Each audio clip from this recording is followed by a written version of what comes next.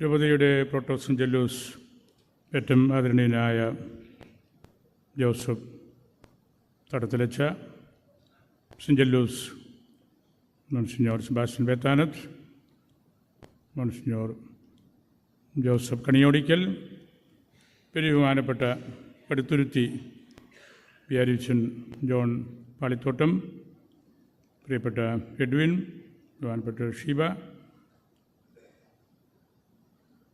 വേദിയിലും സദസ്സിലുമായിരിക്കുന്ന പ്രിയപ്പെട്ട വൈദികരെ, മായ സഹോദരങ്ങളെ, സമർപ്പിത സഹോദരിമാരെ, പ്രിയപ്പെട്ട കുട്ടികളെ,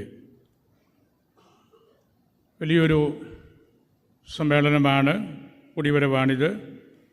കൃത്യസമയത്ത് നിറഞ്ഞ സദസ്സിലാണ് നമ്മൾ ആയിരിക്കുന്നത്.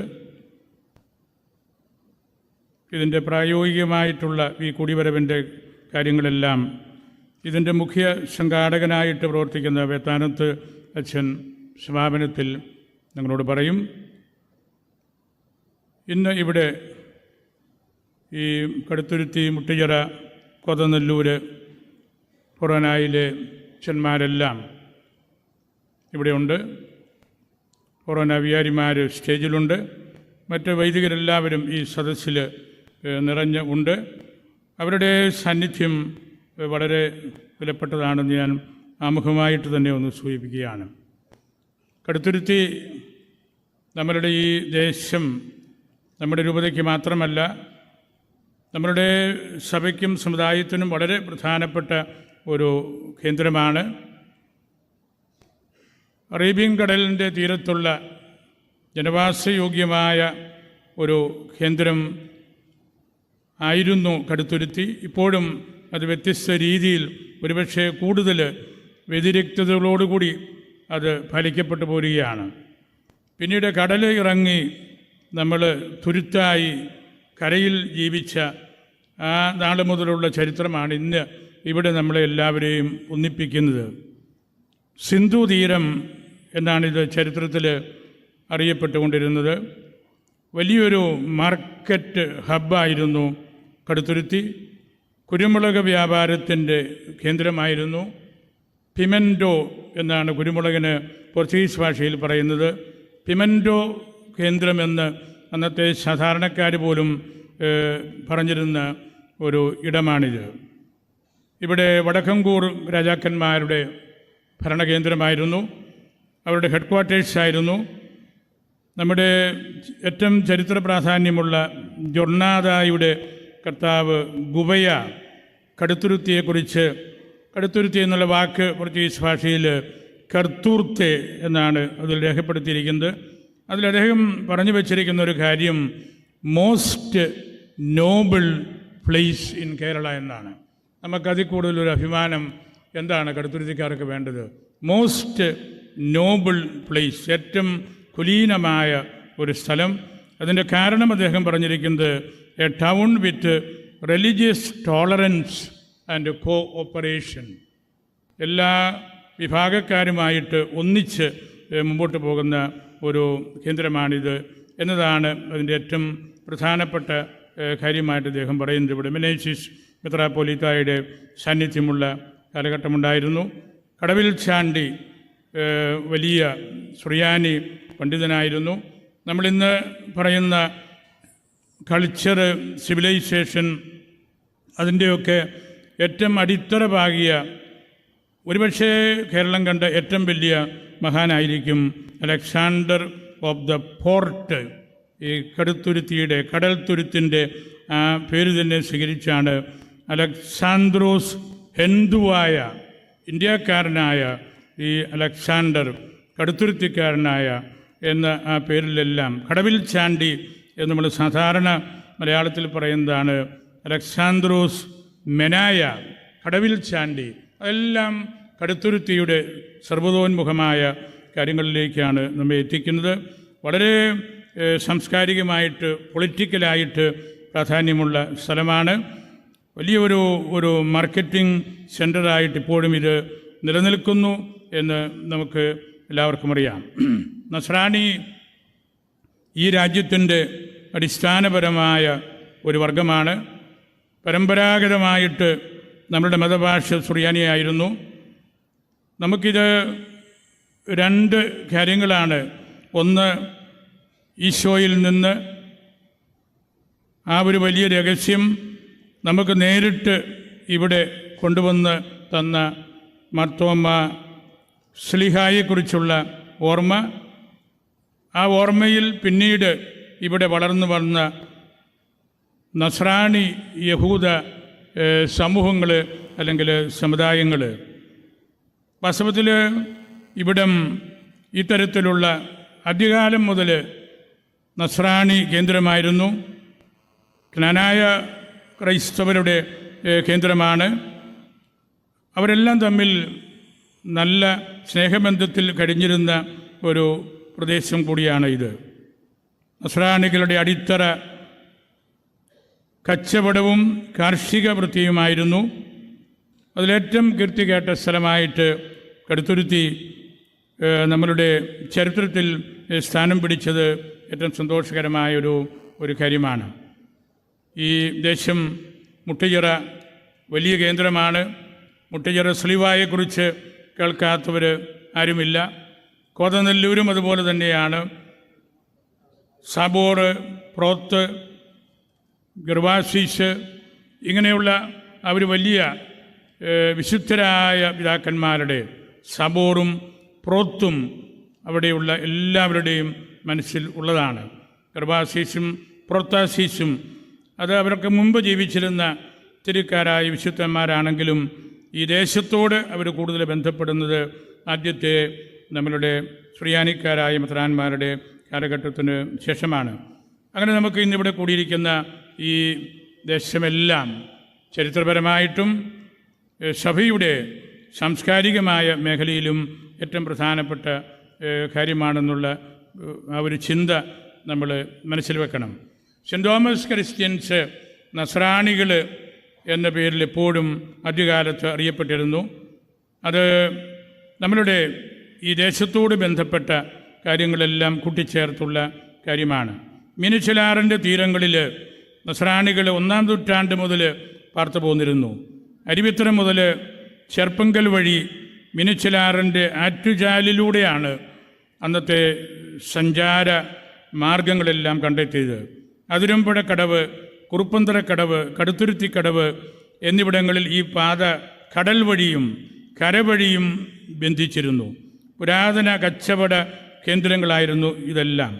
പൂഞ്ഞാർ മലനിരകൾ വഴി മീനച്ചിലാറ്റിലേക്കും മൂന്നാർ വഴി പെരിയാറ്റിലേക്കും ചായൽ നിരണം വഴി ചേര പാണ്ഡ്യ രാജ്യങ്ങളിലേക്കും ചേർന്ന് കിടക്കുന്ന രാജപാതകളാണ് ശ്ലീഹ ഉപയോഗിച്ചിരുന്നത് എന്നാണ് ചരിത്രം.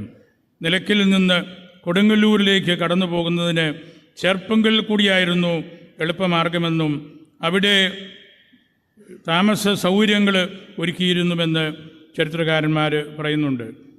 വില്ലാർപട്ടം രാജാവിൻ്റെ തലസ്ഥാനമായിരുന്ന കൊടുങ്ങല്ലൂർ നസ്രാണികൾക്ക് വലിയ സംരക്ഷണമുണ്ടായിരുന്നു, ഭടന്മാരുണ്ടായിരുന്നു. ആ സംരക്ഷണയിലാണ് നമ്മൾ വളർന്നത്. ഒരു സുറിയാനി സമുദായത്തിൻ്റെ അടിവേരുകൾ നമ്മൾ കണ്ടെത്തുന്നത്. വ്യക്തികൾ, കുടുംബങ്ങൾ, സമുദായം, സമൂഹം, ഇവയുടെ ആ ഒരു ചേരുവയാണ് സമുദായ ബോധം എന്ന് പറയുന്നത്. അത് വളർന്നാൽ കുടുംബ ചരിത്രവും വളരും. കൂടുതൽ കാലം ജീവിക്കാൻ ഭാഗ്യം ലഭിച്ചവർ അവരുടെ ഓർമ്മ ഇക്കാര്യത്തിനായി ഉപയോഗപ്പെടുത്തണം. കുടുംബ ചരിത്രങ്ങളുടെ കാലഘട്ടമാണിത്. ധാരാളം കുടുംബങ്ങൾ അവരുടെ ചരിത്രം എഴുതിയിട്ടുണ്ട്. അത് രൂപതാതലത്തിൽ നമ്മൾ അതൊന്ന് സംഘടിപ്പിക്കുന്ന ഒരു ചിന്തയിൽ കൂടിയാണ് നമ്മൾ മുമ്പോട്ട് പോകുന്നത്.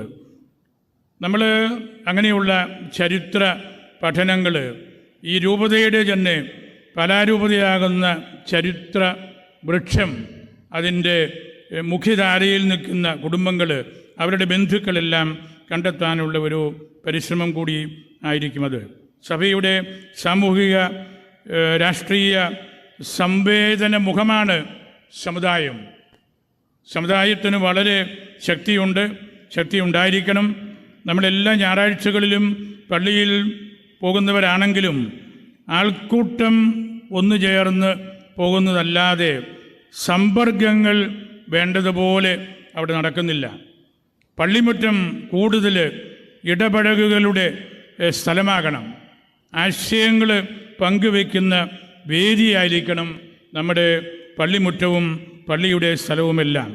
സമുദായ ബോധം വളർത്തേണ്ടത് അത്തരം കൂടിവരവിലൂടെയാണ്.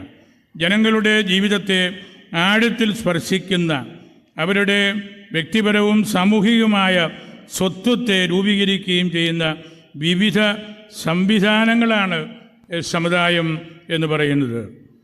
സഭ അതിൻ്റെ ഏറ്റവും അടിസ്ഥാനപരമായ വിശ്വാസങ്ങളിൽ, ഡോഗ്മാകളിൽ, ഡോക്ട്രിൻസിൽ നിൽക്കുമ്പോൾ സമുദായം ഒരു പ്രദേശത്ത് താമസിക്കുന്ന ഓരോ വ്യക്തിയുടെയും താല്പര്യങ്ങൾ അല്ലെങ്കിൽ അവരെ സ്വത്വബോധമുള്ളവരാക്കി തീർക്കാനുള്ള പ്രയത്നങ്ങളിൽ എല്ലാം ഏർപ്പെടും. വലിയ ഒരു സമൂഹത്തിനുള്ളിൽ, നമ്മളൊരു സിവിൽ സൊസൈറ്റിയിൽ താമസിക്കുന്നവരാണ്, വലിയൊരു സമൂഹത്തിനുള്ളിൽ ജീവിക്കുന്നതും ഒരേ സവിശേഷതകളോ ഒരേ താല്പര്യങ്ങളോ ഉള്ളതുമായ ഒരു പ്രത്യേക വിഭാഗമാണ്, അല്ലെങ്കിൽ വലിയ സമൂഹത്തിലെ ഉപസമൂഹങ്ങളാണ് സമുദായം എന്ന് പറയുന്നത്. പൊതുസമൂഹത്തിലെ മാറ്റങ്ങൾക്ക് ഇല്ലാത്ത ചില കാര്യങ്ങൾ ഒരു ഉപസമൂഹത്തിലെ ആളുകൾക്കുണ്ടാകാം. അത് ഇവരെ ഒരു സമുദായമാക്കി മാറ്റുന്നു. ഉദാഹരണമായിട്ട് സുറിയാനി കത്തോലിക്ക സമുദായം കേരളത്തിലെ മറ്റു വിഭാഗങ്ങൾക്കില്ലാത്ത വിശ്വാസം, പാരമ്പര്യം, ആചാരാനുഷ്ഠാനങ്ങൾ, സംസ്കാരം, ചരിത്രം, ഭാഷ, ഭക്ഷണരീതി, വസ്ത്രധാരണ രീതി, ഇവയെല്ലാമാണ് നമ്മളെ ഒരു സമുദായമാക്കി മാറ്റുന്നത്. നമുക്ക് ധാരാളം കാര്യങ്ങൾ ഇതിൽ ചിലത് നഷ്ടപ്പെട്ടു പോയി. എങ്കിലും നമ്മുടെ ഭരണഘടന നമുക്ക് അനുവദിച്ചു തരുന്ന കാര്യങ്ങളിലൂടെ നമ്മൾ കൂടുതൽ ബോധ്യം ഇതേക്കുറിച്ചുള്ളവരായിട്ട് മാറേണ്ടതുണ്ട്. 20-ാം നൂറ്റാണ്ടിന് മുമ്പ് വരെ സമുദായം എന്ന പദം വ്യാപകമായി ഉപയോഗിച്ചിരുന്നില്ല. ജാതി എന്നായിരുന്നു പറഞ്ഞിരുന്നത്. നമ്മളെക്കുറിച്ചും അങ്ങനെയായിരുന്നല്ലോ. ജാതിക്ക് കർത്തവ്യൻ എന്ന് നമ്മളുടെ തലവനെക്കുറിച്ച് പറഞ്ഞതിൻ്റെ കാരണവും അന്ന് നമ്മൾ സമുദായത്തെക്കാൾ ജാതി എന്ന ആ ഒരു നിലയിൽ നിൽക്കാൻ കാരണം ഇവിടെ എല്ലാവരും അങ്ങനെയായിരുന്നു. നായന്മാരും അല്ലെങ്കിൽ ഇടവര്, മറ്റ് വിശ്വാസ പാരമ്പര്യത്തിൽപ്പെട്ടവരെല്ലാം ജാതിപ്പേരിലാണ് അറിയപ്പെട്ടുകൊണ്ടിരുന്നത്. നമ്മൾ ജാതിയിൽ നിന്ന് സമുദായത്തിലേക്കൊന്ന് വളർന്നതാണ്. ജാതികൾ സമൂഹമായി പരിവർത്തനം ചെയ്യപ്പെട്ടതോടെ നമ്മളുടെ സമുദായത്തിൽ ഉണ്ടായിരുന്ന ചുരുക്കം ചില കാര്യങ്ങളെല്ലാം നമുക്ക് നഷ്ടപ്പെട്ടു. പക്ഷേ ചിലത് കൂടുതൽ ഗൗരവത്തോടുകൂടി നമുക്ക് വീണ്ടെടുക്കാനായിട്ട് സാധിക്കുന്നുണ്ട്. അതിന് നമ്മൾ പരിശ്രമിക്കണം. ദിവ്യശാസ്ത്രത്തിലൊരു പഴഞ്ചൊല്ലുണ്ട്, after the dove the devil. നിങ്ങൾക്കതറിയാം, ചെമ്മാർക്ക് ഉറപ്പായിട്ടും അറിയാം. ആഫ്റ്റർ ദ ഡൗ, ഈശോയുടെ മാമോദീസായെക്കുറിച്ചാണല്ലോ അത്. After the dove the devil. പ്രാവ് ഇറങ്ങി ദൈവത്തിൻ്റെ പുത്രനാണെന്ന് പറഞ്ഞു കഴിഞ്ഞ ഉടനെ പിന്നീട് നമ്മൾ കാണുന്നത് പിശാചിനെയാണ്. After the dove the devil. അങ്ങനെയുള്ള അറ്റാക്കുകൾ നമ്മുടെ സമുദായത്തിന് നിരവധിയായ മേഖലകളിൽ നിന്ന് ഉണ്ടാകുന്നുണ്ട്. അതിൻ്റെ എല്ലാം ഫലമായിട്ട് നമുക്ക് സമുദായത്തെക്കുറിച്ചും സഭയെക്കുറിച്ചുമുള്ള വേണ്ടത്ര അറിവ് ഇല്ലാതെ പോകുന്നുണ്ട്. ആ അജ്ഞത ഒരു ആത്മനിഷേധം തന്നെയാണ്. നമ്മൾ ആരാണെന്നും നമ്മുടെ ആചാരങ്ങളും നമ്മുടെ കെട്ടുറപ്പും എന്താണെന്ന് നമ്മൾ മനസ്സിലാക്കാതെ പോകുന്ന ഒരു ജീവിതക്രമമാണിത്. ജാതി, വംശം, കുലം, ഗോത്രം, പ്രദേശം, സംസ്കാരം, ഭാഷ, ഇവയെല്ലാമാണ് സമുദായത്തോട് ബന്ധപ്പെട്ട് നിൽക്കുന്നത്. ജനം, പൊതുജനം, വ്യക്തി എന്നിവയുടെ മധ്യവർത്തിയായിട്ട് നിൽക്കുന്ന യാഥാർത്ഥ്യമാണവ. എല്ലാവരെയും ഉൾക്കൊള്ളുന്ന യാഥാർത്ഥ്യമാണ് ജനം. സഭ ദൈവജനമാണ്. ആ വിശ്വാസത്തിലേക്ക് ആര് വന്നാലും സഭ അവരെ ഉൾക്കൊള്ളും. സഭ ദൈവജനമാകുമ്പോൾ അത് ലോകത്തിലേക്ക് തുറന്നിരിക്കുന്നതാണ്, എല്ലാവരെയും ഉൾക്കൊള്ളുന്നതാണ്, സ്വഭാവത്താൽ പ്രേക്ഷിതയാണ്. സഭയ്ക്ക് ഞാൻ പറഞ്ഞതുപോലെ അതിൻ്റെ ഡോക്ട്രൈനലായിട്ടുള്ള കാര്യമുണ്ട്. അത് വെറുതെ ഒരു വിമർശന വേദിയല്ല. അതൊരു വെറും ഓർഗനൈസേഷനുമല്ല, അത് ക്രിറ്റിസിസത്തിന് വേണ്ടി നമ്മൾ വന്നിരിക്കുന്ന ക്ലബ്ബുമല്ല, അതൊരു വിശ്വാസ സംഹിതയുടെ ചുറ്റും ക്രേദോ, നമ്മൾ എന്ത് വിശ്വസിക്കുന്നുവോ അതിന് ചുറ്റുമുള്ള നമ്മളുടെ കൂടിവരവും അതിനെ ഇൻറ്റേർണലൈസ് ചെയ്യാനുള്ള പരിശ്രമവുമാണ്. സമുദായം യാഥാസ്ഥിതിക മൂല്യങ്ങൾക്ക് വേണ്ടിയാണ് നിൽക്കുന്നത്. പാരമ്പര്യമായി സിദ്ധിച്ച മൂല്യങ്ങളെ സംരക്ഷിക്കുകയാണ് ലക്ഷ്യം. അതുകൊണ്ട് സമുദായം കൺസർവേറ്റീവാണ്. To conserve the values. നമ്മൾ പിടിച്ച് നിരവധിയായ മേഖലകളിൽ നമ്മൾ സമുദായത്തെക്കുറിച്ചും സുറമലബാർ പൈതൃകത്തെക്കുറിച്ചും സുറിയാനി ഭാഷയെക്കുറിച്ചുമെല്ലാം പറയുന്നതിൻ്റെ കാരണം അതാണ്. നമ്മുടെ ദൗത്യം കൺസേർവ് ചെയ്യുക എന്നതാണ്, ഉള്ളത് നഷ്ടപ്പെടുത്തി കളയാതിരിക്കുക എന്നതാണ്. പൗലോസ് പറഞ്ഞ കാര്യങ്ങളും അതാണല്ലോ. നിനക്കെന്ത് ലഭിച്ചുവോ അത് നീ കാത്തുസൂക്ഷിക്കുക. കാത്തുസൂക്ഷിക്കാൻ നമുക്ക് നിരന്തരമായ പഠനവും മുന്നേറ്റ പ്രസ്ഥാനങ്ങളും എല്ലാം വേണം. സുറിയാനി സമുദായം ഒന്നിക്കണം. ഇന്ന് നമ്മൾ സുറിയാനി സഭ 7 സഭകളായിട്ട് വ്യത്യസ്ത നിലകളിലാണ് നിൽക്കുന്നത്. ഇന്നലെ 7 സുറിയാനി സഭകളിലെയും മേലധ്യക്ഷന്മാരും വിശ്വാസികളുടെ തിരഞ്ഞെടുക്കപ്പെട്ട ആളുകളും നമ്മുടെ രൂപതാ കേന്ദ്രത്തിൽ ഒന്നിച്ച് 3 മണിക്കൂർ ഈ സമുദായ ശക്തീകരണത്തിൻ്റെ കാര്യങ്ങളെല്ലാം പറഞ്ഞു. 7 സുറിയാനി സഭകൾ ഒന്നിച്ചു നിന്നാൽ അത് നമുക്ക് ചിന്തിക്കാൻ പറ്റാത്ത വിധത്തിലുള്ള ഒരു സ്വാധീനം നമ്മളുടെ വിശാല സമൂഹത്തിലും നമ്മളുടെ ഓരോ കുടുംബങ്ങളിലും അത് കൊണ്ടുവരുമെന്നത് ഉറപ്പാണ്. അതുകൊണ്ട് നമ്മളുടെ 7 സുറിയാനി സഭകളുടെ ഒന്നിപ്പ് വളരെ ദീർഘവീക്ഷണത്തോടു കൂടിയ കാര്യങ്ങളിലേക്കും നമുക്ക് ഭാവിയിൽ വളരാനുള്ള എല്ലാ മാർഗങ്ങളിലേക്കും അത് നമ്മളെ കൊണ്ടെത്തിക്കും. സമുദായത്തിൻ്റെ ഗുണമേന്മയുടെ അംബാസഡർമാരാണ് നമ്മൾ ഓരോരുത്തരും. ഇവിടെ വിചാരിച്ചൻ പറഞ്ഞല്ലോ, നമ്മളതിൻ്റെ വക്താക്കളായിട്ട് മാറുകയാണ്, സ്ലീഹന്മാരായിട്ട് മാറുകയാണ്. അവിടെ നമ്മൾ ശബ്ദിക്കാതിരുന്നാൽ നമുക്ക് ബുദ്ധിമുട്ടുണ്ടാകും. സമുദായ ശക്തീകരണത്തിന് നമ്മൾ കേൾക്കണം, നമ്മൾ സംസാരിക്കണം. നസ്രാണി പാരമ്പര്യത്തെക്കുറിച്ച് അതിൻ്റെ ചരിത്രത്തെക്കുറിച്ച് കൂടുതലായിട്ട് ഉള്ളിലെടുത്ത് സംസാരിക്കാനായിട്ട് നമുക്ക് സാധിക്കണം. ആദ്യകാലത്ത് നമുക്കുണ്ടായിരുന്ന ഏറ്റവും വലിയൊരു മാർഗമായിരുന്നു നമ്മുടെ ദീപിക. നസ്രാണി ദീപിക എന്നാണല്ലോ അതറിയപ്പെട്ടിരുന്നത്. സമുദായ ഐക്യം ശക്തിപ്പെടുത്താൻ കുര്യാക്കോസ് എലിയാസച്ചൻ്റെ ഉത്സാഹത്തിൽ 1887 തുടങ്ങിയ നസ്രാണി ദീപികയിൽ പത്രാധിപർ നിധീരിക്കൽ മാണിക്യത്തിനാൻ നടത്തിയ കർത്തവ്യാഹ്വാനം 3 കാര്യങ്ങളായിരുന്നു. 1, ഭരണാധികാരികൾക്ക് മുന്നിൽ സാധാരണക്കാരുടെ ആവശ്യങ്ങൾ പ്രതിനിധീകരിക്കുക.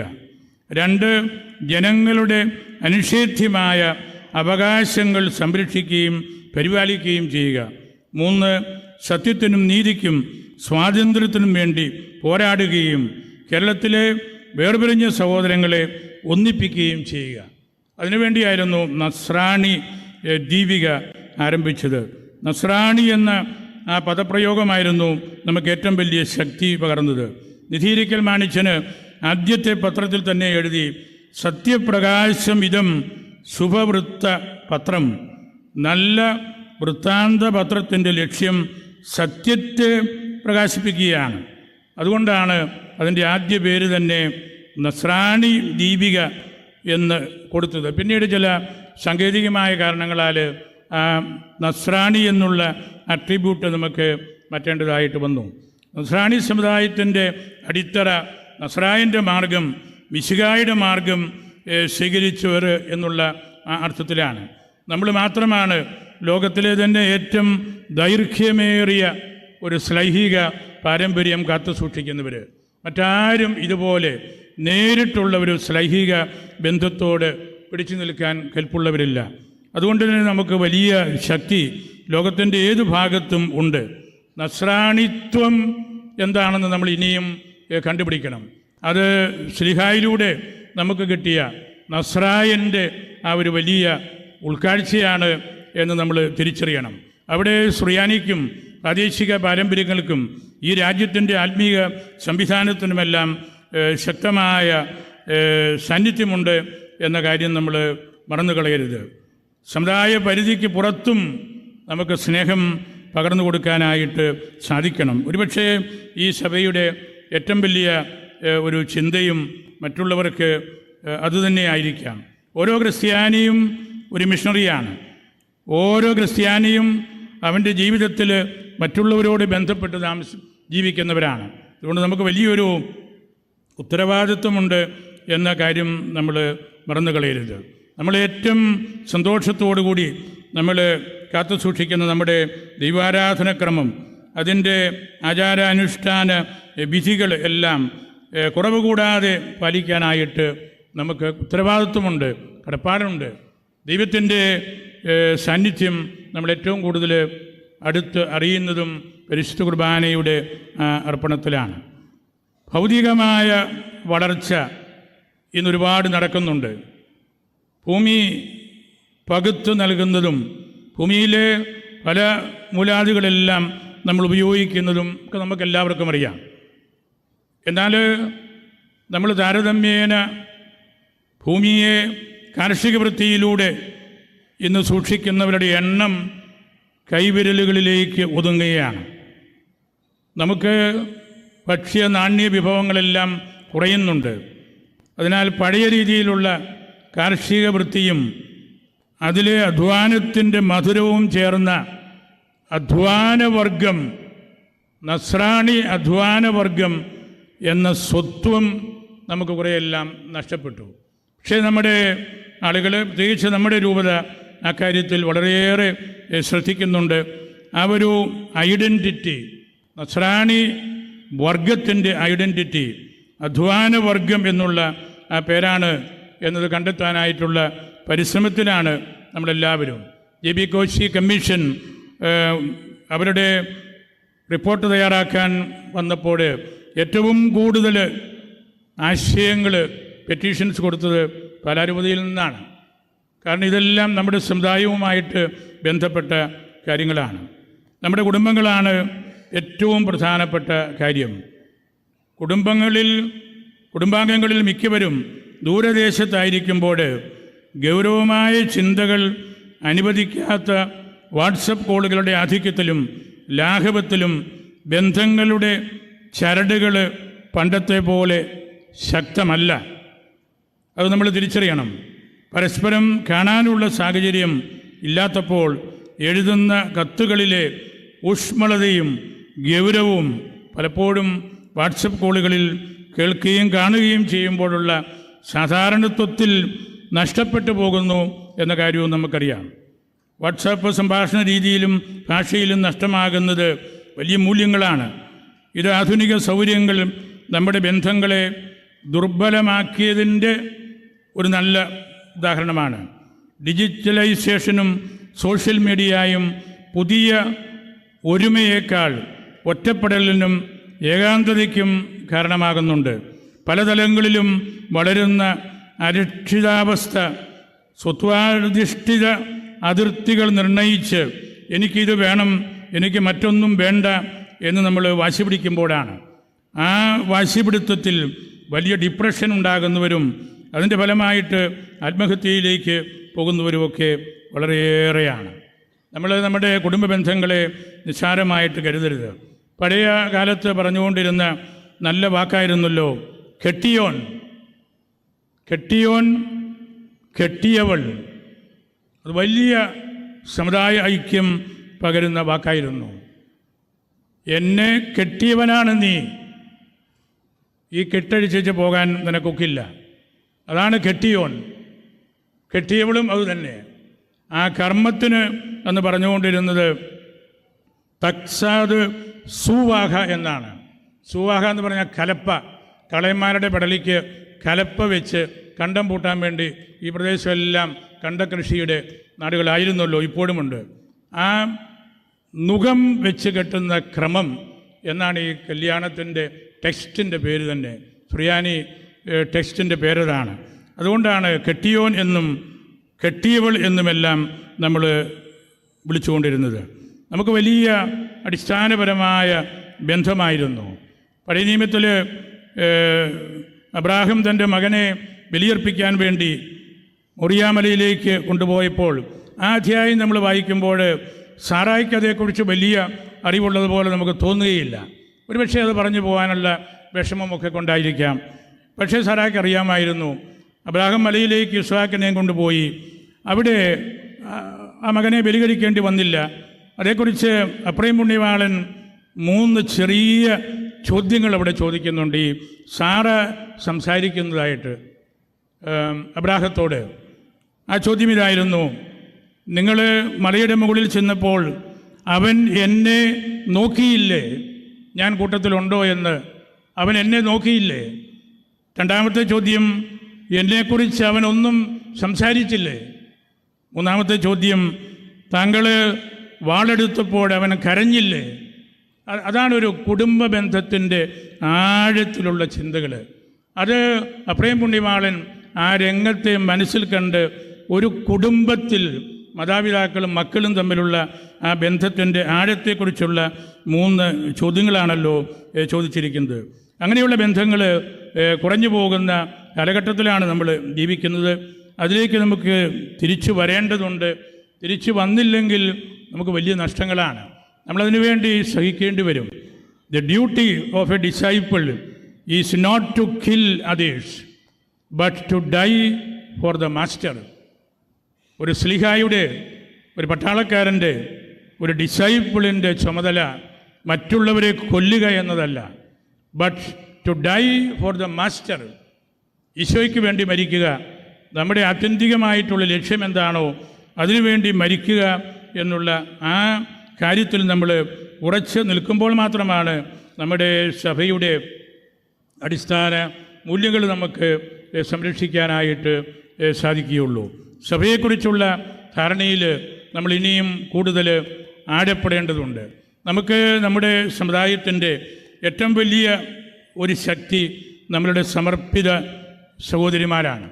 ആ സഹോദരിമാരുടെ എണ്ണം കുറയുമ്പോൾ വാസ്തവത്തിൽ നമ്മുടെ സഭ ആ നിശബ്ദതയിൽ മരിക്കുകയാണ്. വലിയ അളവിൽ സമർപ്പിത സഹോദരിമാരുടെ അംഗബലം കുറഞ്ഞു വരികയാണ്. അത് സഭയുടെ മരണത്തിൻ്റെ കാരണമാകുന്നു. ഈ സമുദായത്തിൻ്റെ ഏറ്റവും വലിയ നഷ്ടത്തിൻ്റെ കാരണമാകുന്നു എന്ന് പിതാക്കന്മാർ പറഞ്ഞു വെക്കുന്നതിൻ്റെ മഹത്വം നമ്മൾ തിരിച്ചറിയണം. നമ്മൾ ബന്ധപ്പെടുന്ന എല്ലാവരും നമുക്ക് പ്രധാനപ്പെട്ടവരാണ്. അതിൽ മുഖ്യ ധാരയിൽ നിൽക്കുന്ന ഒരു വലിയ വിഭാഗമാണ് നമ്മളുടെ സമർപ്പിത സഹോദരിമാർ. ഇവിടെയും ധാരാളം സിസ്റ്റേഴ്സ് ഇതിൽ വന്ന് പങ്കെടുക്കുന്നുണ്ട്. അവർ നമ്മുടെ വലിയ ശക്തിയാണ്. ഈ സിസ്റ്റേഴ്സ് ഇല്ലാത്ത നസ്രാണി സമുദായം എന്ന് ചിന്തിക്കാൻ പോലും നമുക്ക് പറ്റുകയില്ല. അത്രമാത്രം അതിൻ്റെ വളർച്ചയിൽ, അതിൻ്റെ പൈതൃകം സംരക്ഷിക്കുന്നതിൽ കൂട്ടത്തിൽ നിൽക്കുന്നവരാണ്. അതുപോലെ നമ്മുടെ ദേവാലയത്തോട് ബന്ധപ്പെട്ട് നിൽക്കുന്ന ആളുകൾ. ഞാൻ നമ്മുടെ പ്ലാറ്റിനം ജൂബിലി സമാപന ഇടയലേഖനത്തിൽ പറഞ്ഞിരുന്നു, നമ്മൾ പിതാക്കന്മാരുടെയും അച്ഛന്മാരുടെയും എല്ലാം പടങ്ങൾ പള്ളിയിലും പള്ളിമുറിയിലും ഒക്കെ ഉണ്ട്. നല്ല കാര്യമാണ്. അച്ഛന്മാരുടെയൊക്കെ അവരാണ് അവിടെ അധ്വാനിച്ചത്. എങ്കിലും 10, 40, 50 വർഷങ്ങൾ ദേവാലയ ശുശ്രൂഷയ്ക്കടുത്ത ആ ഒരു വലിയ ജോലി ചെയ്തവർ, അല്ലെങ്കിൽ 50 കൊല്ലം കുഴിവെട്ടുകാരനായിട്ട് പ്രവർത്തിച്ചവർ, അവരുടെയൊക്കെ അധ്വാനത്തിൻ്റെ ഫലമാണ് നമ്മളിന്ന് കാണുന്ന വലിയ ദേവാലയങ്ങളും നമ്മുടെ സൗഹൃദങ്ങളും എന്ന് നമ്മൾ മറക്കരുത്. അവരുടെ പടങ്ങൾ മുഖ്യസ്ഥാനത്ത് വെച്ചില്ലെങ്കിലും സാധ്യമായവരുടെയൊക്കെ അവരുടെ സങ്കീർത്തിയിലെങ്കിലും ഒന്ന് വയ്ക്കുന്ന ഒരു ചരിത്രത്തിൻ്റെ ഭാഗമാണ്. ഈ നസ്രാണിത്വം നമ്മൾ പിടിച്ചു നിർത്തുന്നതിൻ്റെ വളരെ സാധാരണഗതിയിലുള്ള എന്നാൽ വലിയ ഇംപ്ലിക്കേഷൻസ് ഉള്ള കാര്യമാണത്. ഇവിടെ കടുത്തുരുത്തി പള്ളിയിലെ സങ്കീർത്തിയിൽ അത് വെച്ച് കഴിഞ്ഞു. അതിലെനിക്ക് വലിയ അഭിമാനമുണ്ട്. അങ്ങനെയുള്ള കാര്യങ്ങൾ നമ്മൾ നോക്കുമ്പോഴാണ് നമുക്ക് വളരെയേറെ കാര്യങ്ങൾ ഇനിയും നമ്മൾ ചെയ്യേണ്ടതുണ്ട്. നമ്മളെന്തുകൊണ്ടാണ് അങ്ങനെയുള്ള ചേട്ടന്മാരെ കപ്പ്യാരച്ഛൻ എന്നാണ് വിളിച്ചുകൊണ്ടിരുന്നത്? കപ്പ്യാരച്ഛൻ. ആ കപ്പ്യാരച്ഛൻ വഴി നിരവധിയായ ദൈവവിളികൾ ഈ പാലാരവതിക്ക് കിട്ടിയിട്ടുണ്ട്. എനിക്ക് കൃത്യമായിട്ടറിയാം. അവിടെയുള്ള വൈദികരെക്കാൾ ദീർഘനാൾ 10, 50 വർഷങ്ങൾ ശുശ്രൂഷയിൽ നിന്ന് ഞാൻ അരുവിത്തറയും രാമപുരത്ത് വരുന്നതാണ്. 50 വർഷങ്ങൾ വരെ ആ ശുശ്രൂഷയിൽ നിന്ന ചേട്ടന്മാരാണ്. അവർ കപ്പ്യാരച്ഛന്മാരായിരുന്നു. അവരാണ് ഈ കുട്ടി അച്ഛനാകാൻ കൊള്ളാം, അല്ലെങ്കിൽ ഈ പെൺകുട്ടി മഠത്തിൽ ചേർന്ന് നല്ലതാണെന്നൊക്കെ പറഞ്ഞ് പ്രോത്സാഹിപ്പിച്ച് അവർക്ക് 1/2 നൂറ്റാണ്ടിൻ്റെ ചരിത്രമറിയാം. അവിടെയുള്ള വീടുകളെയെല്ലാം അറിയാം. അപ്പം അങ്ങനെയുള്ള വലിയ ഹൃദയ വിശാലത കൂടെ നമ്മൾ കാണിക്കണം. സഭയുടെ ശ്ലൈഹിക പാരമ്പര്യം നമ്മൾ മുറുകെ പിടിക്കുമ്പോൾ അത് സമുദായത്തിൻ്റെ നസ്രാണി പൈതൃകമാണെന്നും ആ പൈതൃകം സംരക്ഷിക്കപ്പെടുന്നത് അതിലെ ഓരോ വ്യക്തിയും വഴിയാണെന്ന് നമ്മൾ മനസ്സിലാക്കണം. ആ തിരിച്ചറിവിലേക്ക് കുറേ കൂടെ നമ്മൾ ഇറങ്ങേണ്ടതുണ്ട്. അങ്ങനെയുള്ളൊരു കാഴ്ചയാണ് പുനരുത്ഥാനത്തിൻ്റെ കണ്ണുകൾ കൊണ്ട് നമ്മൾ കാണണമെന്ന് വേദശാസ്ത്രികൾ പറയുന്നത്. ഉത്ഥാനം ചെയ്ത ഈശോയുടെ ആ കാഴ്ച, അതിലൂടെയാണ് നമുക്ക് ശ്ലൈഹിക പാരമ്പര്യവും നസ്രാണിത്വവും എല്ലാം സ്വന്തമാക്കിയത്. ആ ഒരു വലിയ കാഴ്ചപ്പാടിൽ നമുക്ക് കൂടുതൽ മുന്നോട്ട് പോകാനായിട്ട് സാധിക്കണം. പുനരുത്ഥാനത്തിലുള്ള വിശ്വാസത്തിലും പുനരുത്ഥാന രഹസ്യത്തിലുള്ള പങ്കാളിത്തത്തിലും മരിച്ചവരുടെ ഇടയിൽ ജീവിച്ചിരിക്കുന്നവരെ അന്വേഷിക്കാതിരിക്കാനും ഭൂതകാലത്തെ ശൂന്യമായ ശവകുടീരങ്ങളിൽ പോയി കരയാതിരിക്കാനും ഉയർത്തെഴുന്നേറ്റവനെ കണ്ടുമുട്ടാൻ കഴിയുന്ന ഇന്നത്തെ ഗലീലി, അത് നമുക്ക് കണ്ടുപിടിക്കാൻ സാധിക്കണം. ഗലീലിയിലാണ് ഉത്ഥാനത്തിൻ്റെ സന്ദേശം. ഉയർത്തെഴുന്നേറ്റവനെ കണ്ടുമുട്ടാൻ കഴിയുന്ന ഇന്നത്തെ ഗലീലി നമുക്ക് പരിചയമാണോ? അതുകൊണ്ടാണ് ഞാൻ പറഞ്ഞ അച്ഛന്മാരോട്, കപ്പ്യാരന്മാരെയും കുടിവെട്ടുകാരെയും പള്ളിയിലെ മറ്റ് ശുശ്രൂഷകരെയും കൂടെ നമ്മൾ ചേർത്ത് പിടിക്കുമ്പോഴാണ് ഇന്നത്തെ ഗലീലിയിൽ ഇവരിലൂടെ ഉത്ഥിതൻ നമ്മെ സഹായിക്കുന്നുണ്ട്, സഭയെ ബലപ്പെടുത്തുന്നുണ്ട് എന്നുള്ള കാര്യത്തിലേക്ക് നമുക്ക് തിരിച്ചു വരാനായിട്ട് സാധിക്കുന്നത്. ഉയർത്തെഴുന്നേറ്റവനെ അന്വേഷിക്കുന്ന വേദികളായിട്ട് നമ്മുടെ എല്ലാ ഫോറങ്ങളും മാറണം. ഞാനിവിടെ അവസാനിപ്പിക്കാം. എനിക്ക് 2-3 മിനിറ്റ് കൂടെ ഉള്ളൂ. നമ്മൾ ഈ നാളുകളിൽ കേട്ട ഏറ്റവും വലിയ ഒരു കാര്യമായിരുന്നു JB കോശി കമ്മീഷൻ്റെ കാര്യങ്ങൾ. കമ്മീഷൻ റിപ്പോർട്ട് നമുക്ക് കിട്ടിയില്ല എന്ന് പറഞ്ഞ് അതേക്കുറിച്ചുള്ള വലിയ സമരമുറകളും വർത്തമാനങ്ങളും പ്രതിഷേധ മീറ്റിങ്ങുകളും ഒക്കെ നമ്മൾ നടത്തി. ഇനി ആ മീറ്റിങ്ങുകളൊക്കെ അവസാനിപ്പിക്കേണ്ട കാലമായി. ആ റിപ്പോർട്ട് പുറത്തു വന്നു. അതിൽ പറഞ്ഞിരിക്കുന്ന കാര്യങ്ങൾ വായിച്ച് പഠിച്ച് നമ്മുടെ പ്രവൃത്തി വിധത്തിൽ കൊണ്ടുവന്നാൽ മതി. നമുക്ക് ധാരാളം കാര്യങ്ങൾ അതിൽ ചെയ്യാനായിട്ടുണ്ട്. അത് 450 പേജസ് ഉണ്ട്. അത് വായിച്ച് പഠിക്കുക എന്നത് തന്നെ നമുക്കത്ര എളുപ്പമുള്ള കാര്യമല്ല. എങ്കിലും നമുക്ക് അത് ഉപേക്ഷിക്കപ്പെട്ട് കളയരുതെന്ന് നിങ്ങളോട് ഞാൻ പറയുകയാണ്. ആ പഠനത്തിലൂടെ നമുക്ക് നമ്മളുടെ സമുദായത്തിൻ്റെ നിരവധിയായ കാര്യങ്ങൾ കണ്ടെത്തണം. 1-2 മിനിറ്റ്സ് അതേക്കുറിച്ച് 1-2 കാര്യമൊന്ന് പറഞ്ഞ് ഞാൻ അവസാനിപ്പിക്കുകയാണ്. ദീർഘമായൊരു റിപ്പോർട്ടാണ്. നമ്മളുടെ സമുദായത്തെക്കുറിച്ചാണ് പ്രധാനമായിട്ടും. മറ്റ് ലത്തീൻ സഭയെക്കുറിച്ചും സമുദായത്തെക്കുറിച്ചും എല്ലാമുണ്ട്. നമ്മളുടെ സാമ്പത്തിക ബുദ്ധിമുട്ട് അനുഭവിക്കുന്ന ആളുകളെക്കുറിച്ചുണ്ട്. റിപ്പോർട്ട് ആധികാരികമായ കാര്യം തന്നെയാണ്. ഞാൻ അതിൻ്റെ അധ്യായത്തിലേക്ക് കടക്കുമ്പോൾ 1-2 നിമിഷങ്ങൾ കൂടെ പറഞ്ഞ് പോടേണ്ട സമയം കൃത്യമാകും. 2-ാം അധ്യായം ക്രൈസ്തവ ന്യൂനപക്ഷങ്ങളുടെ പൊതുവായ പ്രശ്നങ്ങളെ വിശദമായി അവതരിപ്പിക്കുന്നു. 2 നൂറ്റാണ്ടിലേറെയായി എയ്ഡഡ് വിദ്യാഭ്യാസ രംഗത്ത് പ്രവർത്തിച്ചു വരുന്ന ക്രൈസ്തവ വിദ്യാഭ്യാസ സ്ഥാപനങ്ങളുടെ സംഭാവന റിപ്പോർട്ടിൽ പ്രത്യേകം രേഖപ്പെടുത്തിയിട്ടുണ്ട്. സാമൂഹികമായി പിന്നാക്ക വിഭാഗങ്ങൾക്കും ഗുണമേന്മയുള്ള വിദ്യാഭ്യാസം ലഭിക്കുന്നതിലും സംസ്ഥാനത്തിൻ്റെ വിദ്യാഭ്യാസ വികസനത്തിൽ നിർണായക പങ്ക് വഹിച്ചതിലും ഈ സ്ഥാപനങ്ങളുടെ പങ്ക് വലുതാണെന്ന് റിപ്പോർട്ട് ചൂണ്ടിക്കാണിക്കുന്നു. എന്നാൽ നയപരമായ ചില മാറ്റങ്ങൾ ഇവയുടെ സ്വതന്ത്ര ഭരണാധികാരത്തെ ബാധിക്കും എന്ന ആശങ്ക നമ്മൾ രേഖപ്പെടുത്തിയിട്ടുണ്ട്. ഏകദേശം 100ഓളം പേജുകളിലായി ഈ അധ്യായത്തിൽ വിദ്യാഭ്യാസം, സാമ്പത്തിക സാഹചര്യം, തൊഴിൽ ക്ഷേമ പദ്ധതികൾ എന്നിവ മാത്രമാണ് പറഞ്ഞിരിക്കുന്നത്. ഒരു ഭാഗത്ത് തന്നെ ഇന്നലെ നമ്മുടെ ബഹുമാന്യനായ മുൻ DGP പുന്നൂസ് സാറ് അരമനയിൽ വെച്ചുള്ള സംവാദ മീറ്റിങ്ങുകളുണ്ടായിരുന്നു. അദ്ദേഹം ഇതിൻ്റെ ഒരു മെമ്പറായിരുന്നു. മലങ്കര കത്തോലിക്ക സഭയിലെ ആളാണ്. നമ്മുടെ കാര്യങ്ങൾ വളരെ ശ്രദ്ധാപൂർവം നോക്കിക്കാണുന്നയാളാണ്. 3-ാം അധ്യായം ലത്തീൻ കത്തോലിക്കരെ കുറിച്ചാണ്. 4-ാം അധ്യായത്തിൽ ഒരു റിമാർക്കോട് പറഞ്ഞ് ഞാൻ സമയം തീർന്നത് കൊണ്ട് അവസാനിപ്പിക്കുകയാണ്. 4-ാം അധ്യായം പരിവർത്തിത ക്രൈസ്തവരെ കുറിച്ചാണ്. ക്രൈസ്തവ സഭകൾ ഏറെക്കാലമായി ഉന്നയിക്കുന്ന ഒരു പ്രധാന വിഷയമായി പട്ടികജാതി സംവരണത്തിനുള്ള അർഹത ഇവിടെ വിശദമായി പ്രതിപാദിക്കുന്നു. ഏറ്റവും കൂടുതൽ അതേക്കുറിച്ച് എഴുതി കൊടുത്തത് നമ്മുടെ രൂപതയാണ്. ഞാനതിൻ്റെ വിശദാംശങ്ങളിലേക്ക് കടക്കുന്നില്ല. അതിൻ്റെ കാര്യങ്ങൾ ഒരുപക്ഷേ സംസ്ഥാന സർക്കാരിന് മാത്രമായിട്ട് പരിഗണനയിലെടുക്കാൻ അത്ര എളുപ്പമല്ല. കേന്ദ്ര ഗവൺമെൻറ്റിൻ്റെ വിഷയം കൂടിയാണ്. എങ്കിലും നമ്മൾ വളരെ ശക്തമായിട്ട് ആ കാര്യം അവിടെ അവതരിപ്പിച്ചു. നമ്മളുടെ കോളേജുകൾ, വിദ്യാഭ്യാസ സ്ഥാപനങ്ങൾ 3 ഓട്ടോണമസ് കോളേജുള്ള രൂപതയാണ് നമ്മൾ. Saint Thomas college, engineering college, Kuravilangad college. രണ്ടിൻ്റെയും ആദ്യത്തെ മാനേജർ കൂടിയാണ് നമ്മളുടെ തൊടത്തലച്ചന്, മാനേജരും ചെയർമാനും.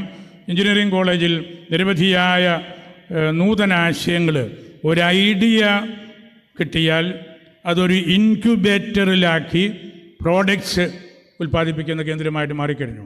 നമ്മളിപ്പോൾ പ്രസംഗിച്ചുകൊണ്ട് നിൽക്കുമ്പോൾ ആ പ്രസംഗം തീരുമ്പോഴേക്കും വലിയൊരു തടി അല്ലെ അതുപോലുള്ള സാധനത്തിൽ നമ്മുടെ പടവും അവിടെയുള്ള സെയിലിരിക്കുന്ന എല്ലാവരുടെയും കാര്യം സമ്മാനമായിട്ട് നമുക്ക് തന്നാണ് വിടുന്നത്. ആ നിമിഷത്തിൽ നടക്കുന്ന കാര്യമാണ് ഞാൻ പറഞ്ഞത്. അതാണ് ഐഡിയ ആൻഡ് ഇൻക്യുബേറ്റർ. നമുക്ക് ആശയങ്ങൾ വേണം. ആശയമുണ്ടെങ്കിൽ നമുക്ക് എന്തെങ്കിലും രൂപീകരിക്കാൻ പറ്റുകയുള്ളൂ. അത് ഇൻക്യുബേഷനിലൂടെ അതിൻ്റെ ക്വാളിറ്റി പ്രോഡക്റ്റിലേക്ക്, പുനർജീവനിലേക്ക് വരുമ്പോഴാണ് നമുക്ക് നിർമ്മാണം നടത്തുന്നത്. കോളേജിൻ്റെ ആത്യന്തികമായ ലക്ഷ്യം തൊഴിൽ അന്വേഷിച്ച് നടക്കുന്ന പിള്ളേരാകരുത്, തൊഴിൽ ദാതാക്കളായ കുട്ടികളായിരിക്കണം. എല്ലാ എൻജിനീയേഴ്സിനും തൊഴിൽ കൊടുക്കാനുള്ള ഒരു സാമർഥ്യം കൂടെ കിട്ടണം. ഈ നാളുകളിൽ ബഹുമാനപ്പെട്ട തടത്തലച്ചൻ്റെ നേതൃത്വത്തിൽ നിർണായകമായ ഒരു ലീപ്പ് ആ കോളേജിൽ ഉണ്ടായിട്ടുണ്ട്. എല്ലാ കോളേജിലും, കുറുവലങ്ങാട് കോളേജും ഒക്കെ ഈ ഓട്ടോണമസ് പദവിയിലേക്ക് വന്നപ്പോൾ അവിടെ കൂടുതൽ വികസനപരമായ പ്രവർത്തനങ്ങളുമൊക്കെ ഇനിയും നമ്മൾ ചെയ്യേണ്ടി വരും. അതിലേക്കെല്ലാം നമുക്ക് കൂടുതൽ ഇറങ്ങണം. നമ്മുടെ സമയബന്ധിതമായ പരിപാടിയാണ്, ഞാനിവിടെ അവസാനിപ്പിക്കുകയാണ്. നമ്മൾ വലിയ ഒരു സംഖ്യാബലം ഇവിടെയുണ്ട്. പഴയ നിയമത്തിലെ ഒരു പുസ്തകത്തിൻ്റെ പേര് തന്നെ സംഖ്യ എന്നാണ്. അതിൻ്റെ കാരണം നിങ്ങൾക്കറിയാമെന്ന് ഞാൻ കരുതുന്നു. ഇസ്രായേൽക്കാരുടെ എണ്ണം കുറയുന്നുണ്ടോ എന്നുള്ളതിൻ്റെ കണക്കെടുപ്പാണിത്. ഇസ്രായേൽക്കാർ കുറഞ്ഞു പോകരുത്. ആ സംഖ്യ നമുക്ക് തിട്ടപ്പെടുത്തണം. അവർ ഈ ലോകത്തിൽ, ഇസ്രായേലിൽ, അല്ലെങ്കിൽ അവർ സ്കാറ്റേഡ് ആയിട്ടാണെങ്കിലും അവരിലൊരു വിഭാഗമാണ് നമ്മുടെ ഹിമാലയൻ താഴ്വരയിലുള്ള ഇന്ത്യ, പാകിസ്ഥാൻ, ബംഗ്ലാദേശിലൊക്കെ BC കാലഘട്ടത്തിൽ വന്നതും അവരിൽ നിന്നുകൂടിയാണ് നമ്മൾ ജുഡയോ ക്രിസ്ത്യൻ, നസ്രാണി എന്ന് പറയുന്ന നമ്മൾ, ഈ വർഗം ഈ ഭൂമിയിൽ വന്നതും. അതുകൊണ്ട് നമുക്കതിനോടുള്ള വലിയൊരു പ്രതിബദ്ധതയോടെ നമ്മുടെ ഈ സമുദായ ശക്തീകരണത്തിൽ ഉണ്ടാകണം. ശക്തീകരണത്തിൻ്റെ നിരവധിയായ മാർഗങ്ങൾ, നമ്മുടെ സ്കൂളുകൾ, പള്ളികൾ, പള്ളി കമ്മിറ്റികൾ, കൈക്കാരന്മാർ, നമ്മുടെ പള്ളി യോഗങ്ങൾ തന്നെ ഒന്ന് ശക്തീകരിക്കപ്പെട്ടാൽ അത്ഭുതമാണ്. നമ്മുടെ പണ്ടത്തെ പള്ളി യോഗത്തെ അത് ശാസ്ത്രീയമായിട്ടില്ലെങ്കിലും ആ സംവിധാനത്തെയാണ് യൂറോപ്യൻ മിഷണറിമാർ ഇവിടെ നസ്രാണികളുടെ ഇടയിൽ ഒരു ക്രിസ്ത്യൻ റിപ്പബ്ലിക് ഉണ്ടായിരുന്നു എന്നെഴുതിയത്. അന്ന് റിപ്പബ്ലിക്കും ഡെമോക്രസിയും കേട്ടുകേഴ്വി പോലുമില്ല. എന്തായിരുന്നു അവരങ്ങനെ എഴുതാൻ കാരണം? പള്ളിയിലെ കത്തനാർ അവിടെയുള്ള കുടുംബത്തലവന്മാരോട് അവരെ കണ്ടും അവരെ കേട്ടും അവരോട് ആലോചിച്ചുമാണ് പള്ളിയുടെ കാര്യങ്ങളെല്ലാം ചെയ്തിരുന്നത്. അതാണ് ഇവിടെ ഉണ്ടായിരുന്ന ക്രിസ്ത്യൻ റിപ്പബ്ലിക് എന്ന് പാശ്ചാത്യ മിഷണറിമാർ എഴുതി വെച്ചത്. ആ റിപ്പബ്ലിക്ക് നമുക്ക് അഭിപ്രായം പറയാൻ, നമ്മുടെ ചിന്തകൾ പങ്കുവയ്ക്കാൻ, കൂട്ടായ തീരുമാനമെടുക്കാൻ, എടുക്കുന്ന തീരുമാനങ്ങൾ പ്രവൃത്തിപഥത്തിൽ കൊണ്ടുവരാൻ, അങ്ങനെ മുമ്പോട്ട് പോകാൻ, അതാണ് സിനഡൽ സ്ട്രക്ചർ. സിനഡൽ സ്ട്രക്ചർ പുസ്തകത്തിൽ നമ്മൾ വായിച്ചെടുക്കുന്ന കാര്യമല്ല. അതൊരു ജീവിത ശൈലിയാണ്. അത് നസ്രാണിത്വമാണ്, ക്രിസ്ത്യൻ റിപ്പബ്ലിക്കാണ്. നമ്മുടെ പള്ളി കമ്മിറ്റികളും പൊതുയോഗങ്ങളും എല്ലാം ശക്തിപ്പെടണം. ഞാൻ വിശുദ്ധിക്ക് വരുമ്പോൾ ഏറ്റവും ചുരുങ്ങിയത് 1 മണിക്കൂറെങ്കിലും പള്ളി കമ്മിറ്റിക്കാരോട് മാത്രമായിട്ട് വിചാരിച്ചിരുന്ന് ഞങ്ങൾ സംസാരിക്കുന്നുണ്ട്. ഓരോ പള്ളിയിലും 10-20 പേരെങ്കിലും അത് സംസാരിക്കും. 20-ൽ താഴെയുള്ള കമ്മിറ്റികൾ നമുക്ക് ഒരിടത്തുമില്ല. അത് അങ്ങനെ നമ്മൾ കേൾക്കുമ്പോഴാണ് ഈ സഭയുടെ ഉത്തമാംശം നമുക്ക് ഹൃദയത്തിലെടുക്കാൻ പറ്റുന്നത്. അങ്ങനെ ശക്തീകരിക്കപ്പെടേണ്ട നിരവധിയായ മേഖലകളുണ്ട്. ഒന്നാമത്, വീട്ടിൽ തന്നെ വഴക്കുണ്ടാക്കരുത്.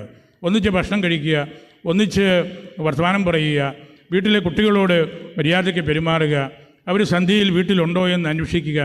ശക്തീകരിക്കപ്പെടേണ്ടത് നമ്മൾ ഓരോരുത്തരുമാണ്, നമ്മളുടെ വീടുകളാണ്, നമ്മളുടെ ഇടവകകളാണ്, നമ്മുടെ രൂപതയാണ്. അങ്ങനെ എല്ലാ രൂപതയും ചെയ്യണം. നമുക്ക് നമ്മുടെ കാര്യം പറഞ്ഞാൽ മതിയല്ലോ. ശക്തീകരിക്കപ്പെടേണ്ടവർ നമ്മൾ ഓരോരുത്തരുമാണ് എന്നുള്ള കാര്യം കൂടെ പറഞ്ഞ് ഞാൻ അവസാനിപ്പിക്കുകയാണ്. ഇവിടെ ഇതിന് വേണ്ട വലിയ ക്രമീകരണങ്ങൾ ബഹുമാനപ്പെട്ട ബേത്താനത്തച്ഛൻ നിരവധിയായ മീറ്റിങ്ങുകൾ ഈ നാളുകളിൽ കൂടി പടത്തലച്ഛനും മറ്റ് ജനാലച്ചന്മാരും എല്ലാം ആ കൂട്ടത്തിലുണ്ട്. പാളിത്തോട്ടത്തിലച്ഛൻ വലിയ സംഘാടകനാണ്, വലിയ കലാകാരനാണ്. അദ്ദേഹത്തിൻ്റെ മികവ് ഇത്രയും വലിയ ആളാണെങ്കിലും ഞാൻ പഠിപ്പിച്ചൊരു കുട്ടിയാണ്, അതുകൊണ്ട് എനിക്ക് വളരെ അടുത്തറിയാം.